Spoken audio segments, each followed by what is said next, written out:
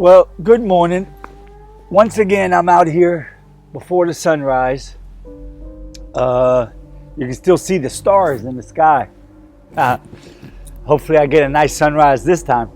Ola is not with me. I'm going to a place that I'm not sure how safe it really is. I mean, I'm not taking too much of a risk, don't worry. But this place is going to be absolutely beautiful. It's straight out of a movie. So hopefully we'll get a good sunrise. And I got a few friends of mine coming from the army, actually. So we'll see what the trip looks like.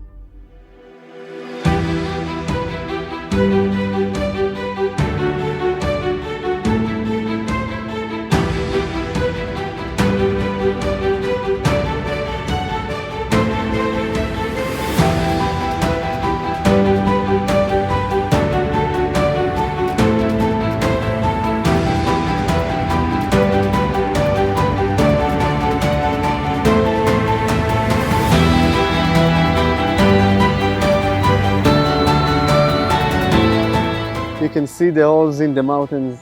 They are like a place that the monks goes to be by themselves. Wow. To pray. Well, hey guys, the trip has started. This is Itai. I met Itai through the military service. He's a great guy. Always willing to give, always willing to do. At least that's my impression of you from the military service we've had together. Always the first one in line to do whatever needs to be done. So he's kind of our tour guide today because he knows this area. You actually studied a little bit of tour guiding, yeah, right? I had like a program that we had like travel all over the cities and all over the country to see a lot of places like that. And it's like an amazing place to see. By the way, if any of you guys come over to visit Israel and you want us to get off the beaten path and see things different than what the regular tour bus takes you to in Jerusalem and everything else, you can contact us on or through this YouTube channel. We'll get you in touch with Itai and he'll take you out here to all these beautiful things, these places and many, many more. So we were headed to the Monastery of Marsaba. Yeah. Right, but we're not there yet. No. It's like our first stop because we want to see the sunrise, but we missed it a little bit because it's too cloudy. Too cloudy, yeah. But still a beautiful day, guys. Yeah. So our first stop, it's going to be St. George. St. George. Yep, St. George. What? Tell us about it. Okay. First of all, we are staying now in the Judea Desert. Judean Desert, that's right. Judean Desert. And you can see down from the mountains, you have like the river in the middle of Wadi Kelt. And of course, the monastery. The monastery is very ancient, like from the 5th century? 5th century, yeah. And it's like Orthodox Greeks, and you have like a lot of monks that doing a lot of praise together, a lot of like הם בנו מין קהילה כזאת ביחד. They built a community together that they do everything together with. כן, תפילות, ארוחות, הכל. They eat together, they pray together, and everything. So, Itai, I understand you say there's a very interesting story here. Yeah, the story is about Elijah. Elijah was here, back then, and the monks believe that he was used to solitary here in a cave, in a special cave, and he didn't had food, he didn't had nothing, and the crows came and... While you said that, 2 crows came by. Yeah, I saw them, yeah. Maybe it's the same crows? Yeah, maybe the same... crows back in the days of Elijah when he was... same family. When he was in solitary time. Yeah.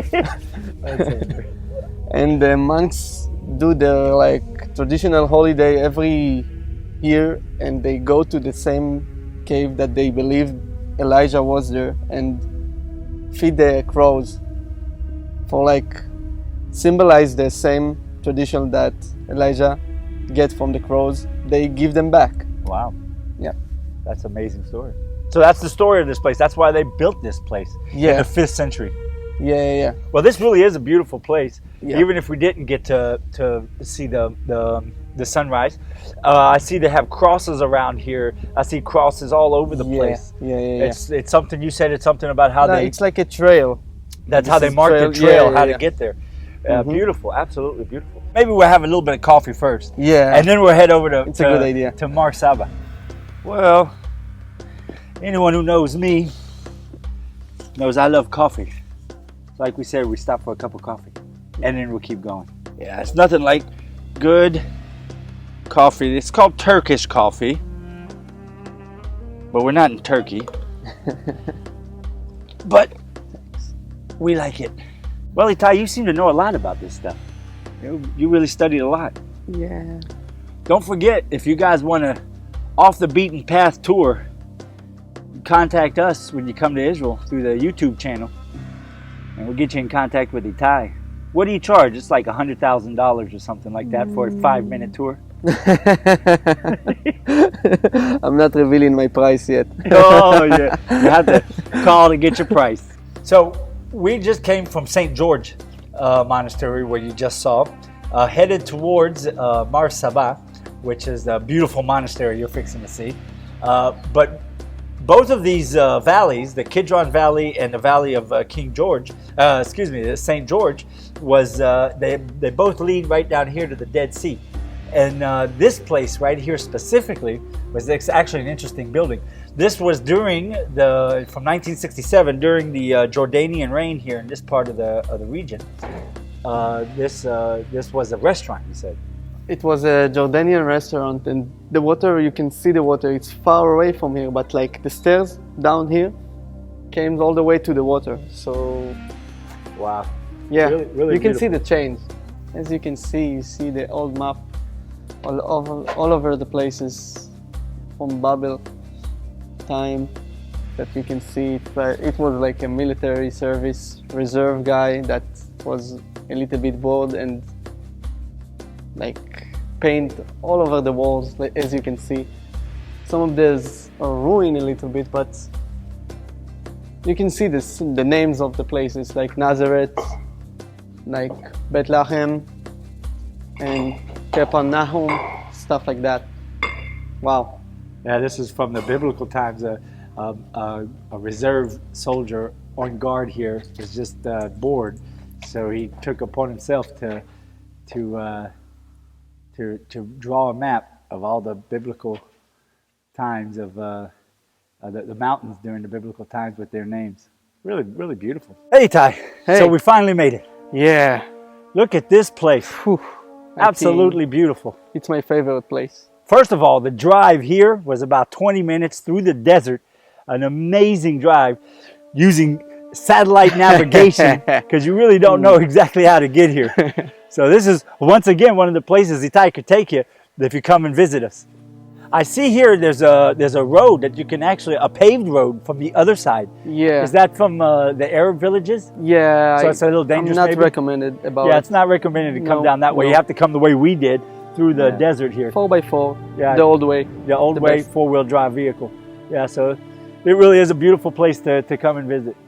On the way here, once you get up here to this hilltop right in front of the this beautiful monastery, there's a guy here who we talked to. I think you met him before. Yeah. I saw him once, but I didn't like say hi or something. His name is Bassem. Bassem. Yeah, he's here every day. He lives right here, and he makes coffee and pita with Lebanon and chocolate. Makluba, a lot of dishes. Yeah, you can come here and have lunch. He makes his own little coffee shop out here. Amazing. So yeah, you find that everywhere around this country. Yeah, you have also the secret places here. My brother, I am named Basim. I live in the desert. I live in the Saba for Monastery, Saba, Marsaba. I am wait for everybody coming from Jewish. For in the desert, I have something cantina for everybody. Tea, cafe, zahlab, food, something later, knafi, something later, maklawi. Well, but like I said, when you come here, you'll see also where the guy set up his little coffee shop. You'll see that's where the people usually gather. The people are around and looking at this beautiful place and coming out. Some people come out here by truck and car. Some people come out here hiking, and some people come out here by bicycling. Yeah. So tell us about this place, Itai. I will tell you a little bit about the place. The name of the place is Monastery Marsaba. Marsaba is the name of the guy that rebuilt it from the beginning.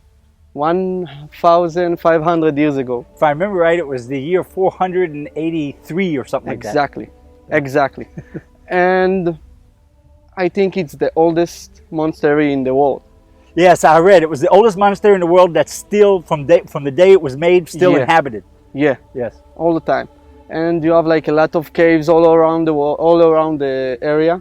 Tons of caves. Yeah, same like St. George. And you can see, I don't think you will see it with the camera, but you will see it later.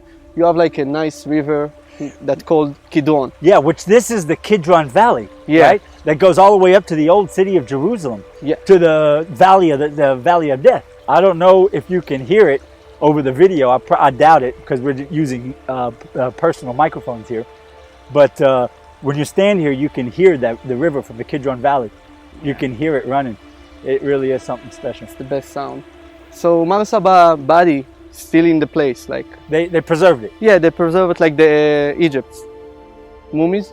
So the actual Saint Sabas. Yeah, right. Still there. He's still there, preserved like they did mummification, like in Egypt. Yeah, and you can go in there and you can still see him.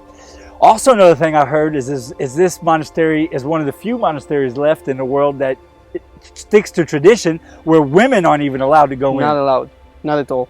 So this is as far as you can go, girls, if you come to visit. Yeah, exactly. Yeah, this is one of the places you have to see to believe. Yeah.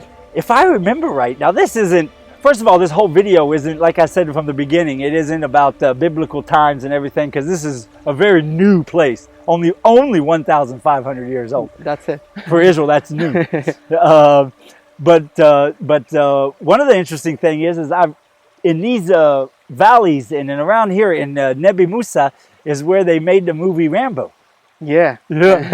I didn't know it. Also, like something new to me. Yeah, that's where they made the Rambo. Very important information you get here on the Golden Report YouTube channel. You know? Well, this place really is beautiful. Have you been down inside of it? Yeah, it's nice. Like you have like 9-11 monks that goes all around. They have like electricity from solar panels, and that's it. Like they have like modernized water. Yeah, like a little bit modernized.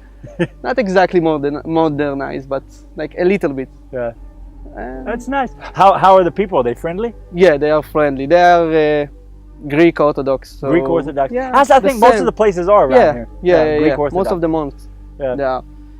And every year in the 17th of December, you have holiday, the best holiday that you can imagine.